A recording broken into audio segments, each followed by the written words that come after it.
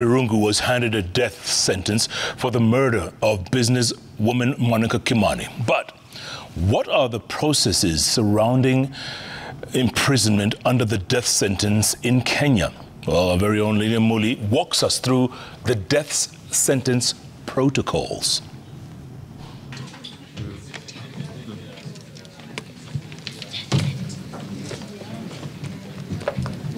The court's verdict in the Monica Kimani murder case has sparked discussions about the death penalty and the fate of those on death row. So, what lies ahead for Jowie after the death sentence?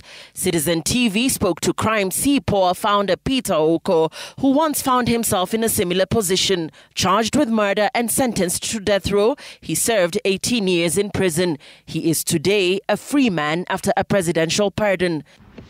So the moment someone is sentenced to suffer death by the judge, they go down to the court cells and then they're processed there, and then they'll be taken back to remand, or maybe they could be taken straight to the maximum security prison nearest where they've been convicted. In the case of Jowie Irungu, Jowie, for example, the closest maximum security prison is Committee Maximum Prison. So capital remand charged with murder are all kept at industrial area, and so the moment they're convicted, they either go back to clear or they're taken straight to committee.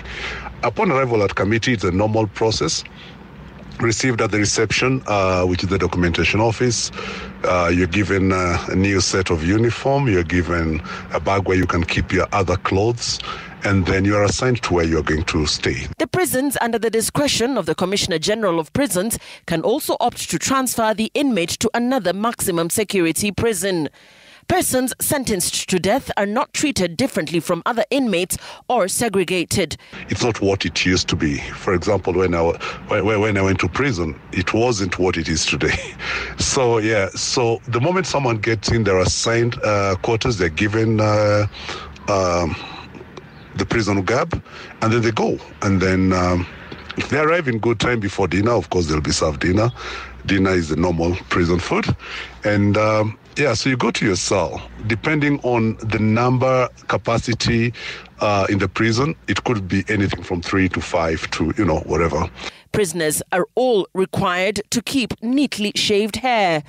There's nobody treated differently. If you have long hair, of course, you'll have your hair shaved. You don't need to keep long hair in prison anyway. They're not different uniforms, so to speak. You'll be given the prison garb. You'll wear it. Opportunities to study or get technical skills are also available in prison. Everything goes on. Prison, the prison setup. There's a school within prison.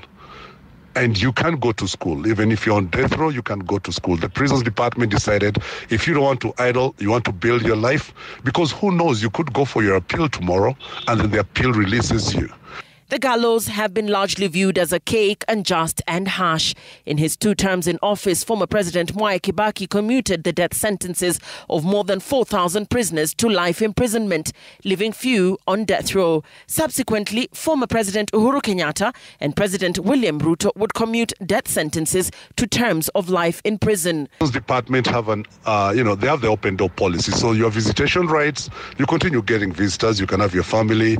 There are open days where your families can come in and you hang out with them. Friends are allowed to visit, so you can go and visit your friends, your relatives were in there. Jowie now has 14 days to file an appeal. Some inmates on death row have died in prison. Where are they buried? There's the issue that people always wonder, like, if you're a death row inmate and you die in prison, are you buried there? No. The answer is no. The answer is if by, perchance you would lose your life in prison, your family is notified, and then your family takes you for burial. So there's dignity even in death. Lilian Muli, Citizen TV.